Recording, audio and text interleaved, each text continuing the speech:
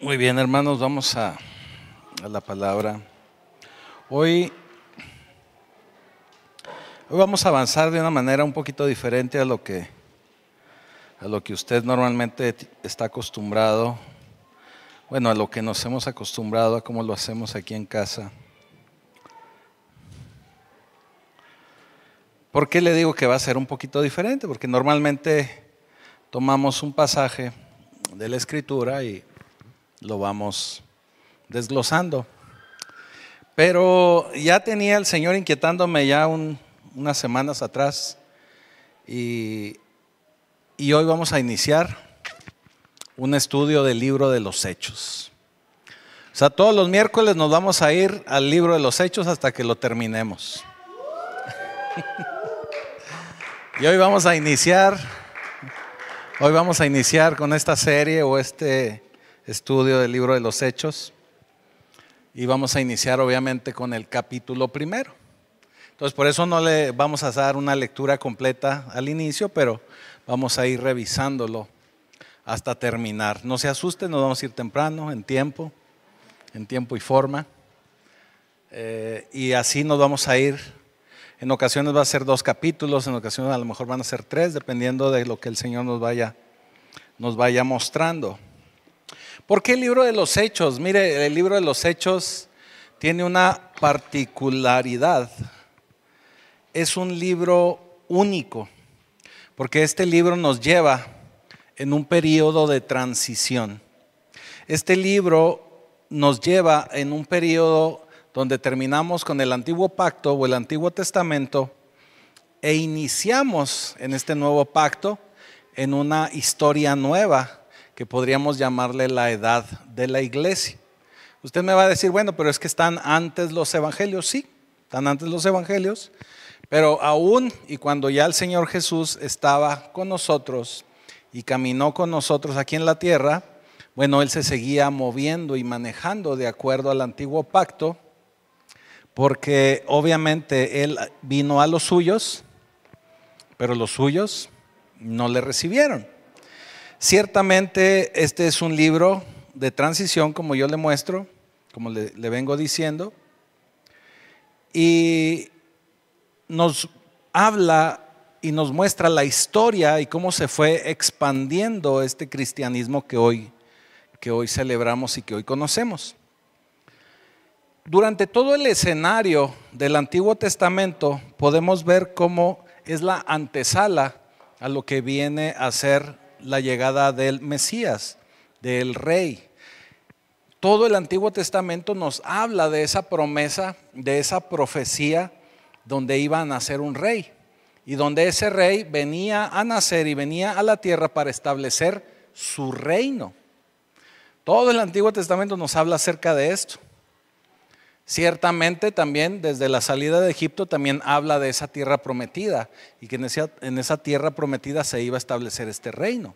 Es por eso que el Señor Jesús viene y se establece también en Jerusalén y ahí logra o busca establecer su reinado, donde ciertamente también lo rechazan. Entonces todo el antiguo pacto nos habla de esta venida del Mesías. Y esto también viene a ser parte de ese plan maestro de Dios, porque el Señor, y como ya lo habíamos platicado en una de las prédicas recientes, el Señor tenía el plan de que nosotros como su creación pudiésemos gobernar su reino, lo que nosotros conocemos como la tierra, su creación. Y en esa tierra, en esa creación de Él quiere establecer su reinado, su reino, de acuerdo a sus leyes. Así como usted en su casa, bueno, yo espero que así sea, usted es el que gobierna, usted es el que manda, se maneja todo dentro de la casa de acuerdo a lo que usted establece, así Dios quiere que todo sea de acuerdo a lo que Él estableció, de acuerdo a lo que Él establece. Así que este Mesías tendría que venir a restablecer aquello en lo que falló el primer Adán. El primer Adán tenía la tarea de establecer el reino de Dios y falló. Cayó en pecado. Satanás le quitó la pelota, lo interceptó.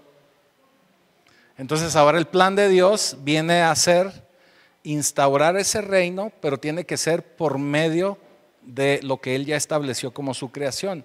Entonces tiene que ser por medio de un hombre también. Es por eso que viene este Mesías. Y es un tema recurrente, como le vengo comentando, a través de todo el Antiguo Testamento. Así que cuando Jesús nace, Él es anunciado como rey. Él nace como rey y significa que si Él nace en esta tierra, de hecho lo vemos en los evangelios, que Él es anunciado como Dios con nosotros. ¿Recuerda el nombre de Manuel? Dios con nosotros. Por eso Él es anunciado de esa manera. Salud. Por eso Él establece este reinado o intenta establecer este reinado aquí en la tierra. Es cuando Dios mismo, encarnado en esa segunda personalidad o en esa segunda persona de la Trinidad, que es Dios Hijo, camina entre nosotros. Y durante ese caminar en la tierra, usted ha leído los evangelios, Mateo, Marcos, Lucas, Juan. Esos evangelios nos van narrando lo que el Señor vino a establecer y cómo Él lo vino a enseñar. Cuando vemos las primeras predicaciones de nuestro Señor Jesucristo, de sus apóstoles, y obviamente en un inicio por medio de Juan el Bautista, Él dice: arrepiéntanse porque el reino de los cielos se ha acercado, ha llegado, porque había nacido el rey e iba a iniciar su ministerio. Algo que había sido profetizado y que muchísimas generaciones estaban esperando. Ahora, muchísima gente estaba esperando a ese rey y que ese rey iba a establecer su reino, pero lo esperaban y lo pensaban desde una perspectiva terrenal. Ellos pensaban que ese reinado iba a venir a ser como los demás reyes de la tierra. Inclusive se cree que muchas de las razones por las que a Samuel el pueblo de Israel le pide un rey, como lo tienen otras naciones, era porque estaban así como que apurados y ya querían que se viera manifestada la profecía de ese rey. Pero todavía no era el tiempo. Usted ya conoce la historia. A Samuel lo presionan para establecer un rey. Él va y habla con Dios y Dios le dice: ok, te voy a ayudar, pero te voy a ayudar a escogerlo. Y es cuando primero seleccionan a Saúl, que Saúl también nos queda mal, y termina quedando David en el reinado. ¿Sí? Un rey de acuerdo al corazón de Dios.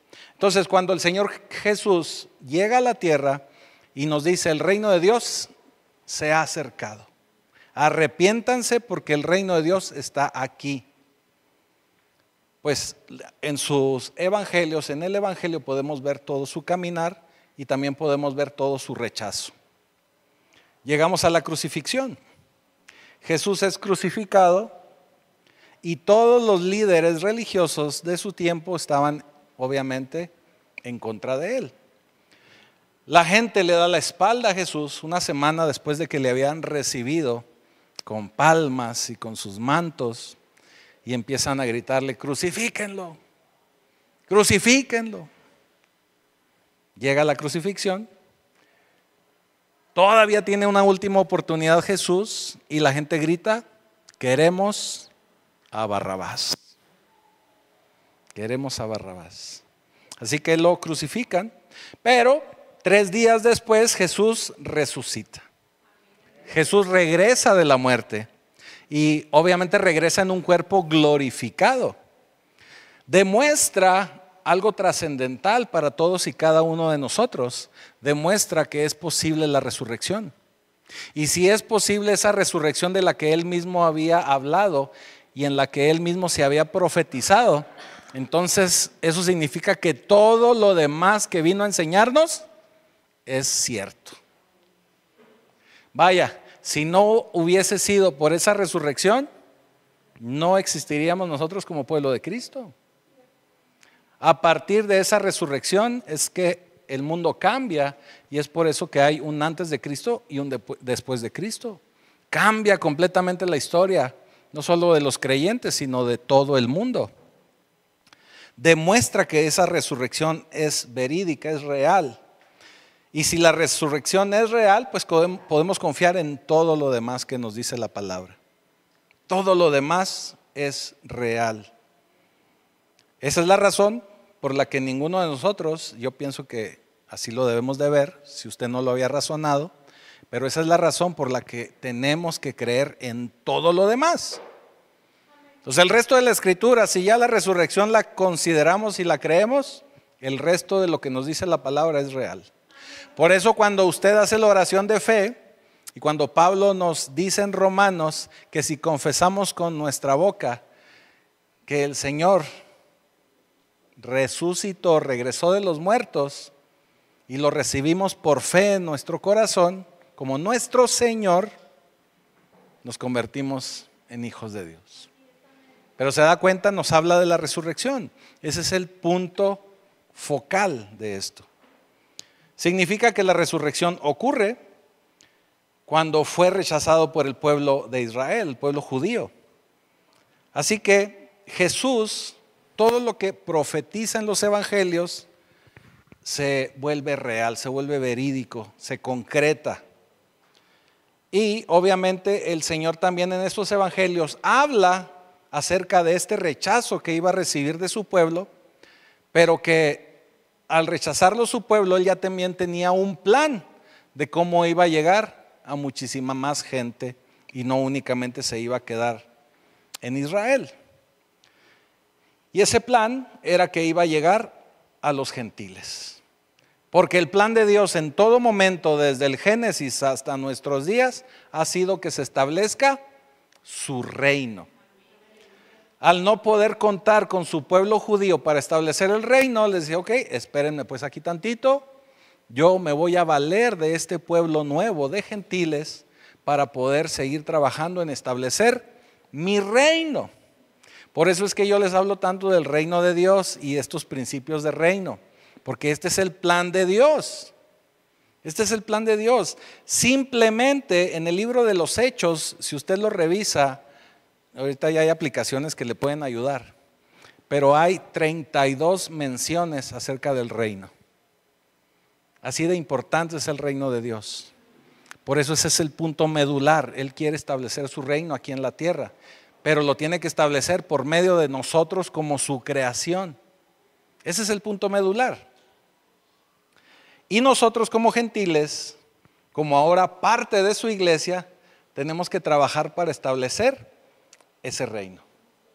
Así que el Señor deja a su pueblo un poquito en espera. Yo le he puesto el ejemplo de cuando juega ajedrez, era la jugada de los judíos, terminaron su jugada, ahora estamos en nuestro tiempo.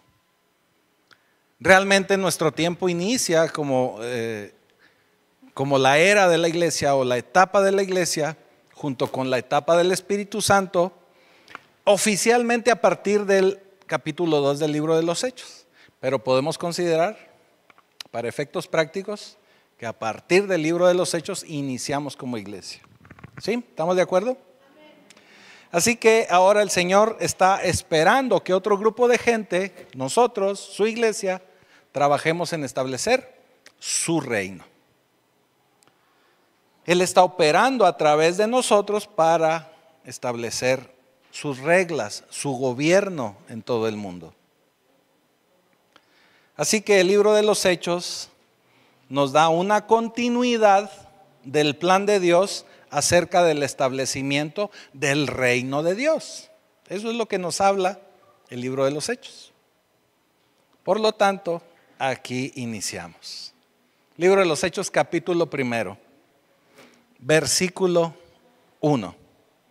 Y dice: en el primer tratado, oh Teófilo, hablé acerca de todas las cosas que Jesús comenzó a hacer y a enseñar, hasta el día en que fue recibido arriba después de haber dado mandamientos por el Espíritu Santo a los apóstoles que había escogido, a quienes también, después de haber padecido, se presentó vivo con muchas pruebas indubitables, apareciéndoseles durante 40 días y hablándoles acerca del reino de Dios.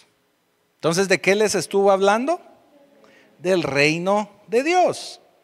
En este prólogo o en este inicio del libro de los Hechos, el autor que se le atribuye este libro a Lucas, digamos que el libro de los Hechos pudiésemos haberle puesto segunda de Lucas o segundo de Lucas, porque es la continuidad de Lucas. Él hace también un recuerdo a Teófilo, o se refiere a Teófilo, que muy probablemente Teófilo era el mecenas de Lucas. ¿Sí sabe lo que es un mecenas? El que lo financiaba para que él pudiera seguir haciendo sus investigaciones y sus escritos. Él muy probablemente era quien lo estaba financiando y quien también le había financiado para que pudiera escribir el libro de Lucas, o lo que conocemos como el Evangelio de Lucas. El Evangelio de Lucas también tiene algo muy interesante, y obviamente lo tiene también el libro de los Hechos, es que tiene un lenguaje muy extenso y se puede notar que el autor tenía una cultura mucho mayor que los otros 3 evangelios, o que los otros autores de los otros 3 evangelios. Tenía más estudios, más capacidad. Digamos que él sí había terminado la secundaria. O no sé, o más arriba, ¿verdad? Así que, mande. Sí, se le considera que era médico, entonces por eso tenía más preparación. De hecho, el libro de Lucas, si podemos decir rápido, no lo vamos a leer para no llevarnos más tiempo. El libro de Lucas termina en el capítulo 24 y termina en el versículo 50 al 53.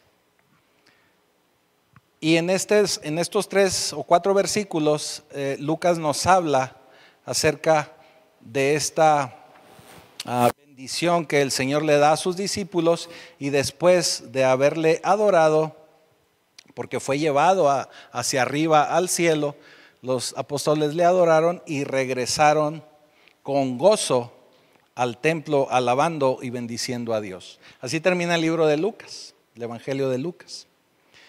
Y es muy similar a lo que escribe Lucas ahora en el libro de los Hechos, en el capítulo 1, versículo 9. Ahorita vamos a llegar ahí.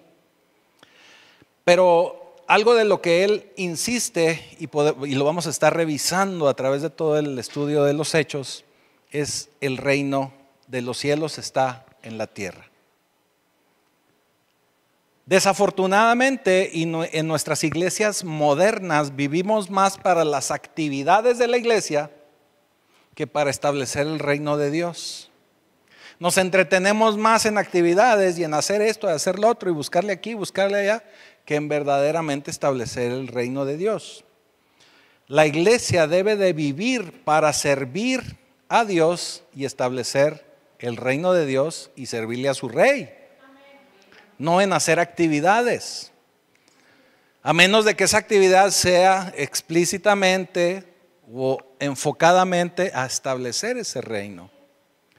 ¿Por qué lo digo de esta manera? Porque a veces la gente que participa y hace esas actividades no representa al reino de Dios.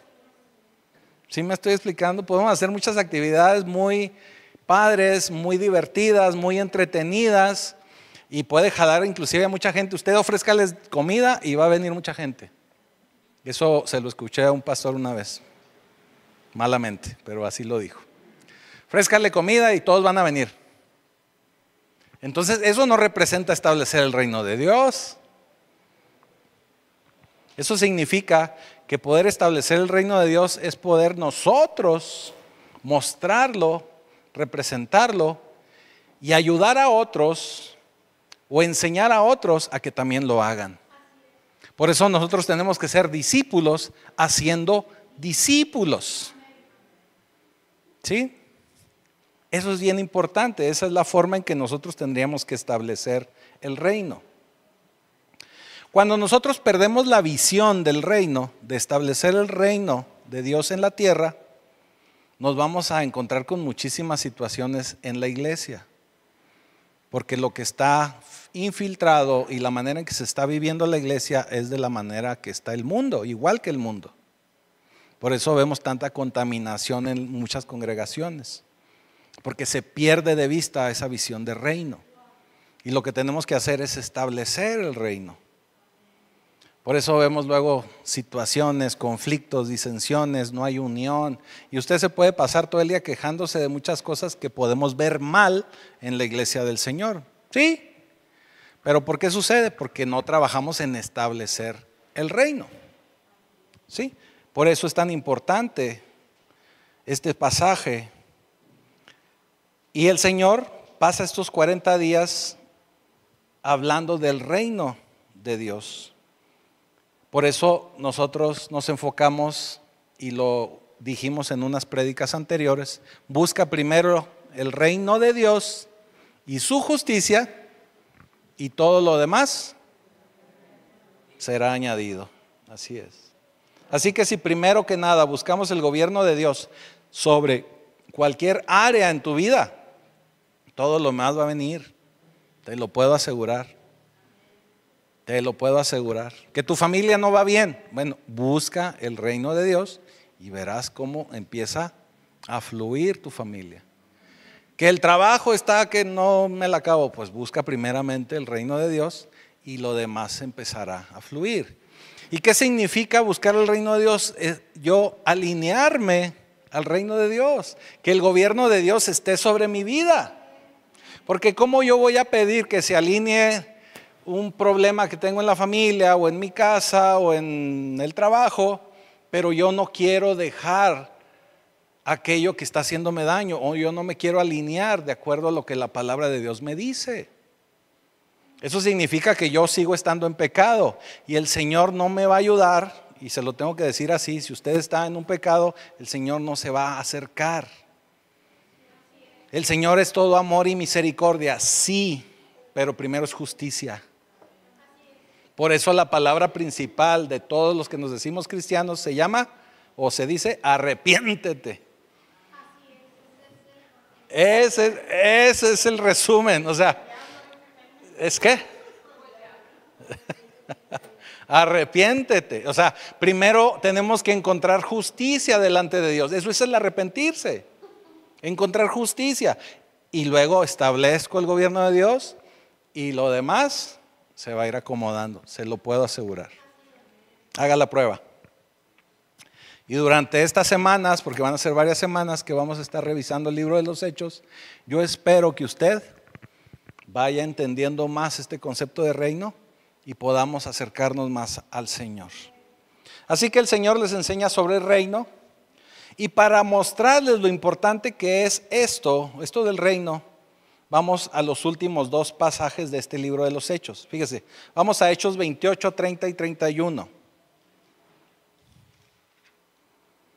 Hechos 28, 30 y 31. Fíjese, son los últimos dos pasajes del libro de los Hechos. Y dice: y Pablo permaneció 2 años enteros en una casa alquilada, y recibía a todos los que a él venían, predicando el reino de Dios y enseñando acerca del Señor Jesucristo abiertamente y sin impedimento. ¿Por qué le quise mostrar esto? Porque los primeros 3 versículos que acabamos de leer nos hablan del reino de Dios, y los últimos 2 nos hablan también del reino de Dios.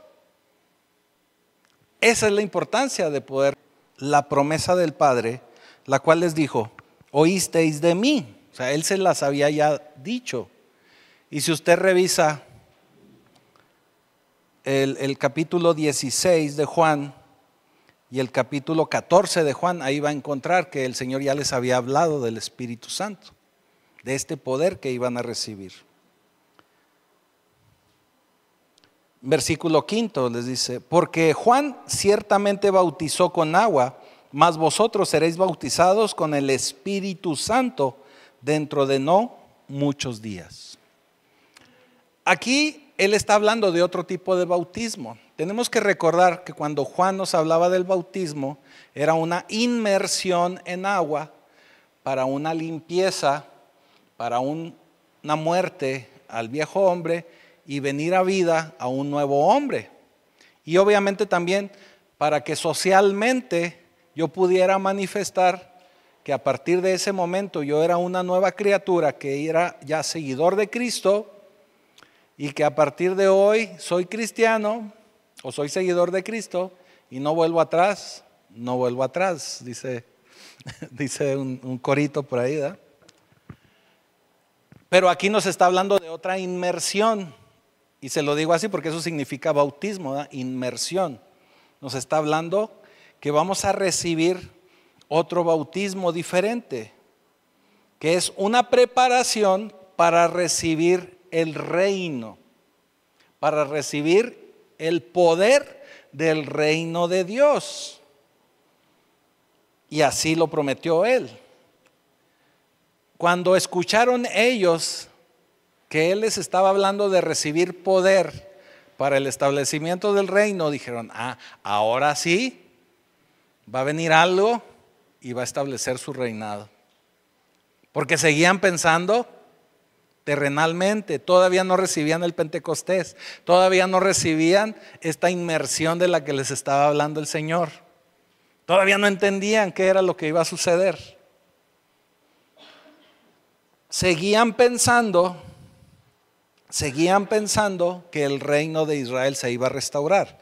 Por eso en el versículo 6 dice, entonces los que se habían reunido le preguntaron diciendo, Señor, ¿restaurarás el reino a Israel en este tiempo? O sea, ellos todavía seguían con ese rollo. Todavía no entendían. ¿Sí? ¿Se da cuenta? Esa era una de las razones por qué el pueblo de Israel prefirió a Barrabás. Cuando se dieron cuenta que Jesús no iba a pelear, cuando se dieron cuenta que Jesús no iba a levantar las armas, dijeron, que dice Pilato, ¿a quién prefieren?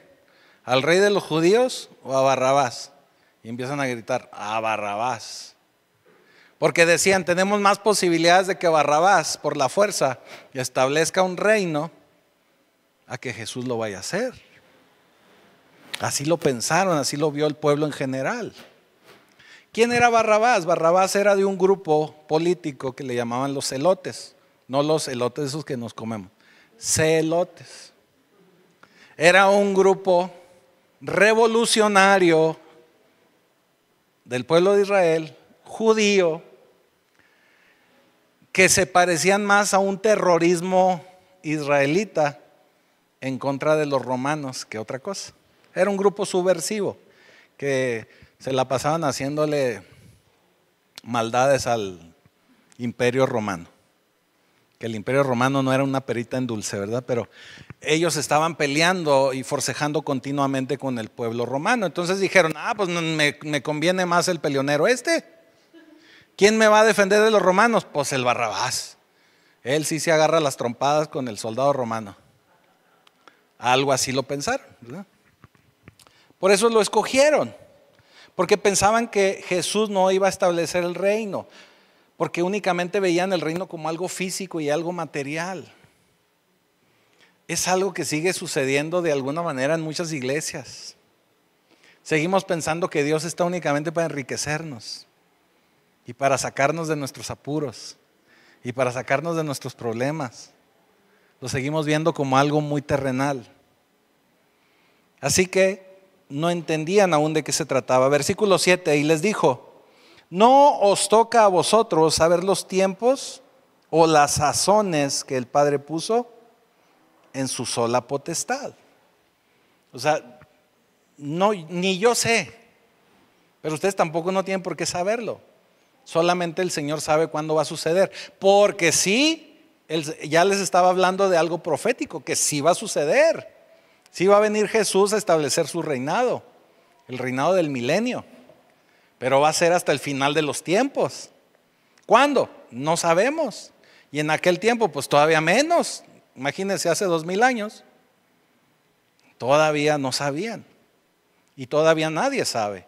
Así que si ve videos de esos de alerta, alerta, esas, no se asuste. Y que el Papa, que ya a ver cuál Papa sí, no pasa nada.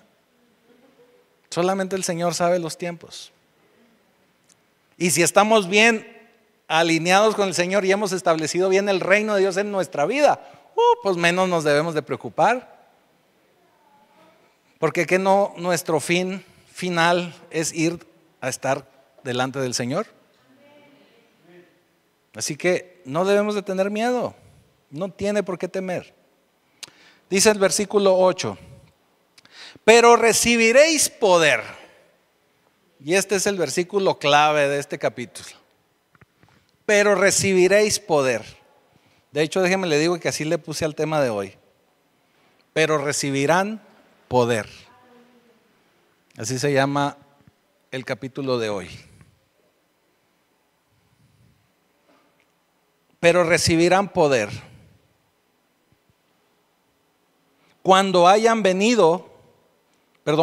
venido sobre vosotros el Espíritu Santo, y me seréis testigos en Jerusalén, en toda Judea, en Samaria y hasta lo último de la tierra. ¿Le suena conocido este versículo? ¿Verdad que sí? Está como Mateo 28:19, ¿verdad? Vayan y hagan discípulos a todas las naciones. Ajá. Y bautícenlos y enséñenles.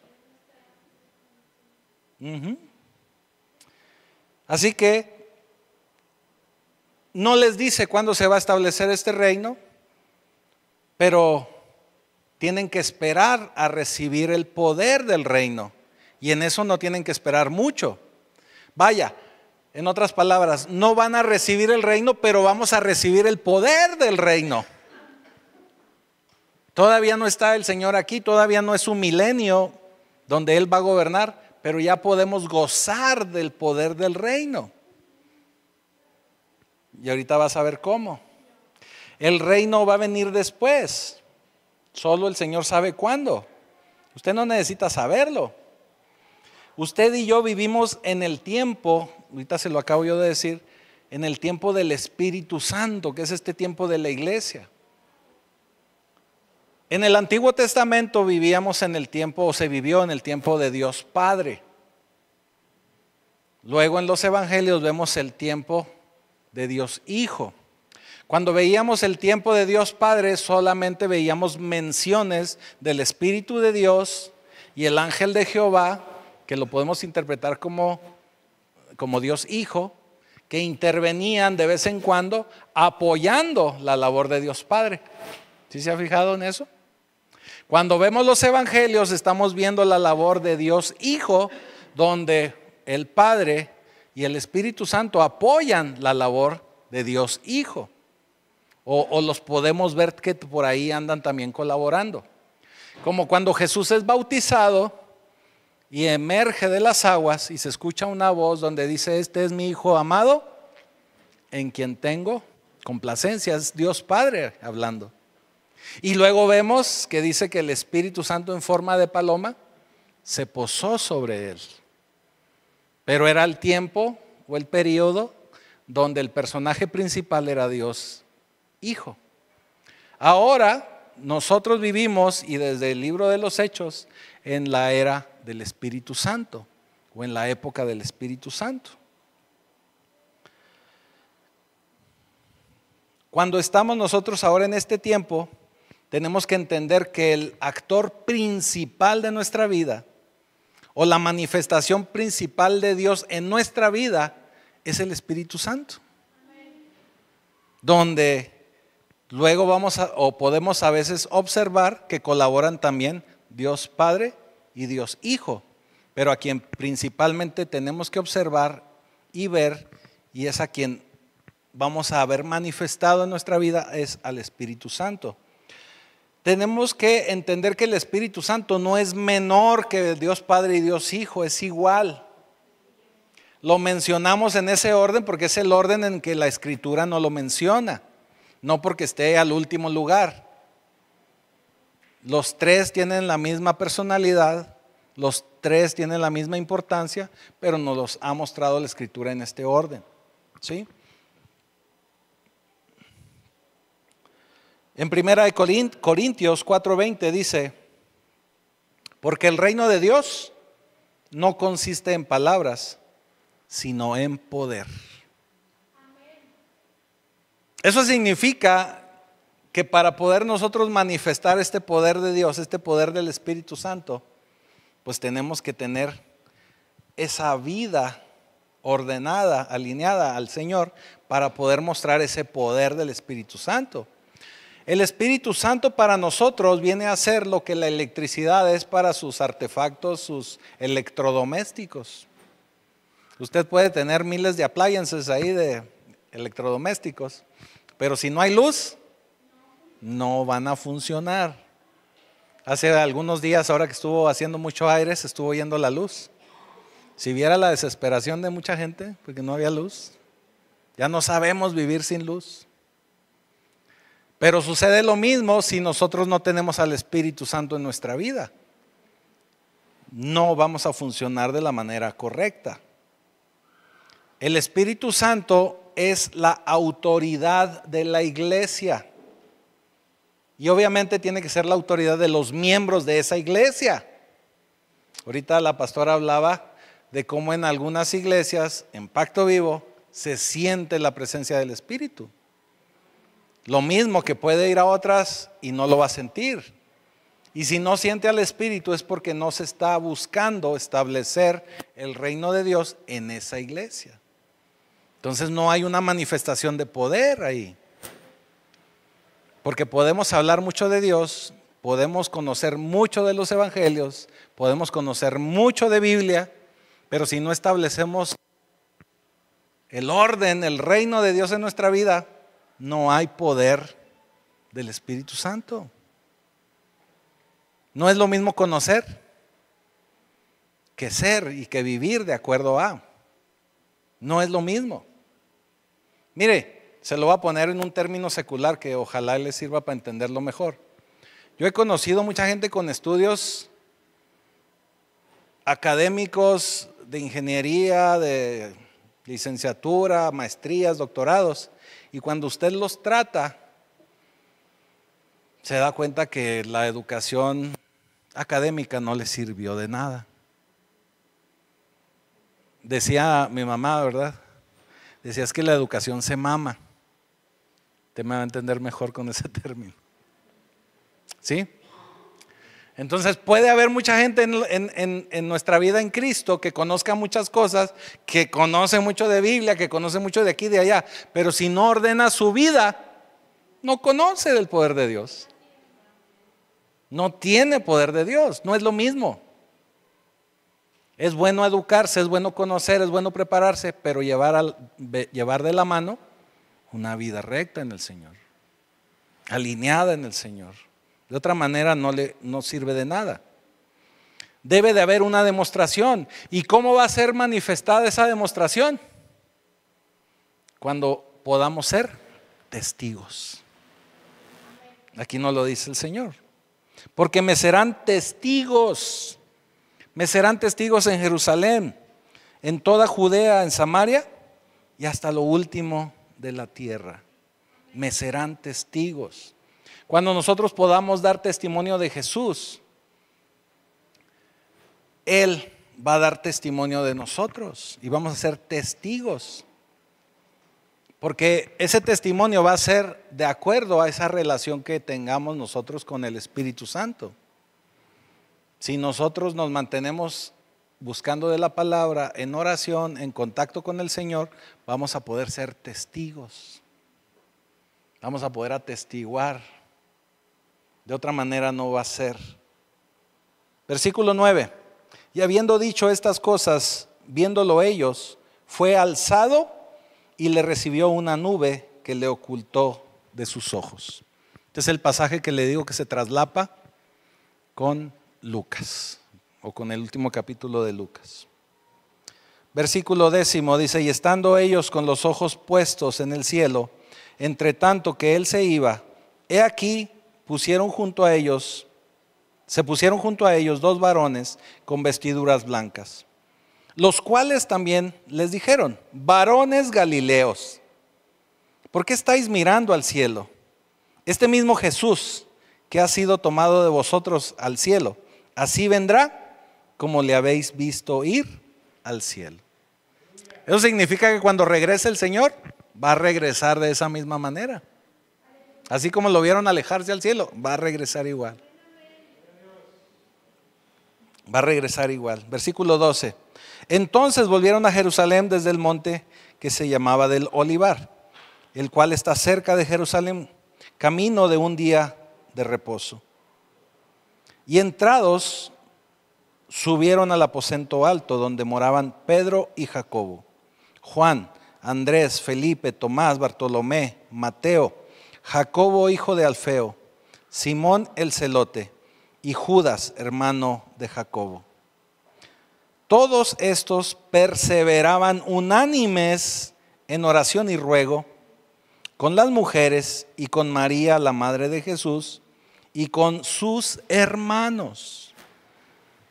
Luego hay gente que pregunta, ¿a poco tenía hermanos Jesús? Sí. En aquellos días Pedro se levantó en medio de los hermanos y los reunidos eran como 120 en número, o sea, no eran poquitos, y dijo, pero antes de continuar, ellos tenían en mente algo, y es como lo he mencionado en otras ocasiones. Cuando se reunían, estaban orando y estaban en ruego porque ellos pensaban que el Señor podía volver a regresar, volver con ellos en ese mismo instante. Así como cuando lo vieron morir y resucitar y que duró 40 días con ellos, presentándose delante de ellos, ahora que lo habían visto subir al cielo, seguían ellos esperando volver a ver a Jesús. Decían, no, pues en cualquier momento va a volver a venir. Si resucitó, pues ahora que lo vimos irse sin ningún problema, pues va a volver igual. Eso significa que si nosotros estamos en oración unánimes, en ruego, tratando de buscar y de tener la presencia de Jesús, créame que algo va a ocurrir. Créame que algo va a pasar, porque ellos perseveraban en esto. La oración es la conexión de nosotros con el cielo. Es donde el cielo y la tierra se unen. Por eso es tan importante la oración. Ahora déjeme le digo algo, la oración es que usted platique con Dios. No se impresione porque algunas hermanas oran mucho y muy bonito, no. Si usted nada más le salen algunas palabritas ahí para platicar, como si platicara con un amigo, así hágalo. Pero referencie al Señor, o sea, diríjase al Señor. Esa es una oración. Y el Señor se la toma en cuenta, créame. Pero hágalo de todo corazón. Versículo 16 dice, esto es lo que les dice Pedro, varones hermanos, era necesario que se cumpliese la escritura en que el Espíritu Santo habló antes por boca de David acerca de Judas, que fue guía de los que prendieron a Jesús. Este pues, con el salario de su iniquidad adquirió un campo y cayendo de cabeza se reventó por la mitad y todas sus entrañas se derramaron. Y fue notorio a todos los habitantes de Jerusalén, de tal manera que aquel campo se llamaba en su propia lengua Aceldama, que quiere decir campo de sangre. Porque está escrito en el libro de los Salmos, sea hecha desierta su habitación y no haya quien more en ella. Y tome otro su oficio. Versículo 21. Es necesario pues que de estos hombres que han estado junto con nosotros, acuérdense que eran 120, todo el tiempo que el Señor Jesús entraba y salía entre nosotros, comenzando desde el bautismo de Juan hasta el día en que entre nosotros fue recibido arriba, uno se ha hecho testigo, o sea que también sea testigo con nosotros de su resurrección. Ellos pensaban que como el Señor había escogido a 12 y el Señor les acababa de hablar de que ellos fueran testigos, para ellos era muy importante seguir siendo 12 para poder seguir dando buen testimonio del Señor y ser testigos de esa resurrección. Porque acuérdense que el Señor se presentó delante de muchísima gente Por eso es que fue tan real y tan palpable e históricamente, estoy hablando, la resurrección. Nosotros lo sabemos y lo conocemos por fe, pero históricamente es reconocido porque el Señor se presentó a muchísima gente, a más de 500, dice Pablo. Entonces Pedro dice, bueno, necesitamos nuevamente ser 12 para poder dar testimonio. ¿Sí? Versículo 23. Y señalaron a 2, a José llamado Barsabás, que tenía por sobrenombre Justo, y a Matías. Ellos ya sabían a quién, o sea, mencionaron a 2. De todos los currículums que tenían ahí, de 120 currículums, agarraron 2. Entonces fueron los que consideraron que eran los mejores currículums, porque eran los que habían visto que estaban ahí. Si a mí me hubieran preguntado, yo hubiera escogido a los que veo aquí cada semana. ¿Por qué? Se lo voy a explicar por qué. Voy a aprovecharme para explicarle esta parte. Ahorita decía la pastora, acérquese con el pastor y dígale que quiere servir. Y sí, qué bueno, y sí, qué bonito. Y sí, necesitamos más gente que sirva. Pero varias gente se ha acercado a mí para decirme que quiere servir, pero no lo vuelvo a ver. Entonces, si yo no lo veo de constante cada domingo o cada miércoles, pues ¿en qué lo pongo a servir? Y miércoles. Ajá. Y eventos, sí. Entonces, ¿en qué lo pongo a servir? Si la gente ni siquiera lo va a reconocer. Si yo le digo, vayan con el hermano Juan, pues, ¿cuál Juan? Hay como 7 Juanes. Amén por eso. No, pero sí me estoy explicando, ¿verdad? O sea, si usted se quiere comprometer a servir, comprométase, pero el primer compromiso es venir. O sea, la gente le tiene que reconocer como parte de esta familia. ¿Sí? Eso es lo principal. Por eso cuando escogen ellos a Justo y a Matías, los señalan como hombres que siempre andaban con ellos y entraban y salían y siempre estaban ahí con ellos. Pues ahí estaban. Y si pensaban en alguien, en encargarle algo, ¿a quién se lo iban a encargar? Pues al que siempre veían, porque sabían que ahí estaba y porque sabían que no faltaba y porque sabían que era fiel. ¿Me estoy explicando? Mire, y no me lo tome a mal, no maté al mensajero. Pero tenemos mucha gente que nada más viene cuando le toca servir. Así no sirve. Así no sirve. O sea, si nada más viene cuando va a servir, no sirve. Usted tiene que hacerse presente, sirva o no sirva. Si nada más va porque ese día por el compromiso, no sirve. No hace falta. Aprovechando el anuncio, voy a hacer una limpieza ahí del grupo de Celebremos la Recuperación. No se sienta mal si a alguien saco por equivocación.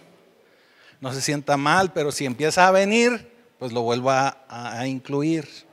Mañana Celebremos la Recuperación a las 7. Digo, aproveché para anuncios de ocasión, ¿verdad? Perdón. Versículo 24. Ya vamos terminando. Dice, y orando dijeron, tú, Señor, que conoces los corazones de todos, muestra cuál de estos 2 has escogido. ¿Se fija? O sea, estaban orando y estaban pidiéndole al Señor dirección. Porque mire, muchísimas veces podemos ver los currículums de la gente, pero no conocemos su corazón. Entonces tenemos que recurrir al Señor. El Señor sí los conoce. Y el Señor conoce los corazones. Ellos estaban pidiéndole dirección al Señor. Ahora, aquí hay algo bien interesante y ya con esto voy cerrando. Porque dice, 25. Muestra cuál de estos 2 has escogido para que tome la parte de este ministerio y apostolado. de que cayó Judas por transgresión para irse a su propio lugar. Versículo 26. Y les echaron suertes, y la suerte cayó sobre Matías, y fue contado con los 11 apóstoles. Aquí lo interesante y lo que usted se puede estar preguntando es que cómo le pidieron dirección a Dios y posteriormente echaron suertes. O sea, por eso quiero que lo razone. Exacto, piedra, papel o tijera, ¿verdad? A ver quién queda. Eso es lo que quiero que se den cuenta, que todavía no habían recibido el poder que iba a venir del reino. Todavía no eran espirituales porque no habían recibido al Espíritu Santo. Todavía no entendían cómo es que iban a tener ese discernimiento de parte de Dios. Ahora, lo que sí hicieron, y muy probablemente se basaron en este versículo, Proverbios 16:33. Y con esto ya voy terminando. Proverbios 16:33. ¿Qué dice Proverbios 16:33? Dice, la suerte se echa en el regazo. Como si fueran dados, ¿verdad? La suerte se echa en el regazo. Mas de Jehová es la decisión de ella. ¿Se acuerda que aquí hemos hablado y hemos predicado acerca de algo que se llama soberanía de Dios? Y yo en varias ocasiones le he dicho a usted, como cristiano, no debe decir suerte o no debe de pensar en el azar. ¿Por qué? Porque si creemos en un Dios soberano que hasta los cabellos les tiene a ustedes contados, nada se mueve. Esto no es bíblico, pero así dice mucha gente. Ni la hoja de un árbol se mueve.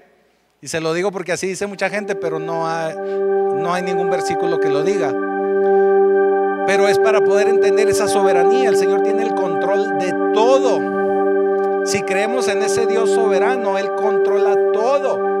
Por lo tanto, inclusive el azar, Él lo controla. Entonces, sus discípulos, en este caso los apóstoles, todavía no recibían ese poder de parte del Espíritu Santo. Todavía no eran muy espirituales, pero sí conocían Proverbios 16:33. Y dijeron, bueno, si estamos orando, si estamos pidiéndole al Señor, echamos la suerte que Él nos va a ayudar a decidir a quién escoger. Y no se equivocaron. Realmente no se equivocaron. Pero es uno de esos pasajes interesantes de la Escritura que luego dice uno, ¿y cómo que echaron suertes? A eso se refiere. ¿Sí? Así que no es algo al azar, sino que ellos buscaban tener ese discernimiento y confiaban que el Señor les iba a mostrar quién era el correcto y quién era el mejor. Cuando usted busque una decisión, consulte al Señor, ore y deje que el Señor tome su posición, su postura, que el Señor le dé la dirección. Normalmente nosotros hacemos nuestros planes y nada más queremos la bendición. No, es al revés. Primero haga los planes junto con el Señor y créame que todo lo demás va a venir ya bendecido, ya acomodado. Este libro de los Hechos, nos van a llevar algunas semanas, le va a ayudar a usted a avanzar en ese conocimiento, no solamente del libro, sino le va a ayudar a tener una búsqueda y un encuentro de ese poder que nos da el Espíritu Santo, para que el Espíritu Santo trabaje en nuestras vidas. Se lo puedo asegurar. ¿Qué le quiero decir con esto? No falte de aquí a que terminemos todo el estudio cada miércoles del libro de los Hechos, porque ese poder está aquí y está ahora al alcance de cada uno de nosotros. Por eso es necesario que busquemos ese poder y que establezcamos el reino de Dios en nuestra vida. Póngase de pie. Vamos a orar. Señor, te damos gracias porque sabemos que en toda tu escritura, que en toda tu palabra podemos encontrar dirección, podemos encontrar discernimiento y podemos encontrar poder que viene de ti, que viene de parte de tu reino. Te damos gracias, Señor, por esa palabra. Fortalécenos. Danos, Señor, el discernimiento y danos la constancia para poder terminar con éxito este recorrido en tu palabra sobre el libro de los Hechos. Permite que además de tener ese conocimiento lo podamos llevar a la práctica y podamos recibir de ese poder que viene de ti. Te damos ya gracias, Señor, en el poderoso nombre de Jesucristo.